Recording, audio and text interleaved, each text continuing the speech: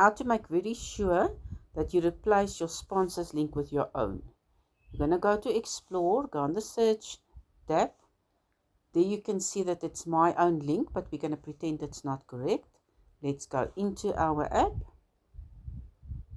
And we will go down to where the blue block is, and we're going to tap on the 2 white envelopes. And you'll see at the top it says Copied. You will close it with the cross. And then underneath this dustbin, you will press on the cross there. Now there's nothing there. Go click at the top, delete everything that is in there. And now you're going to paste your link that you just copied, and you're going to go. So now when you close it and you ever want to go in, only your link is in there.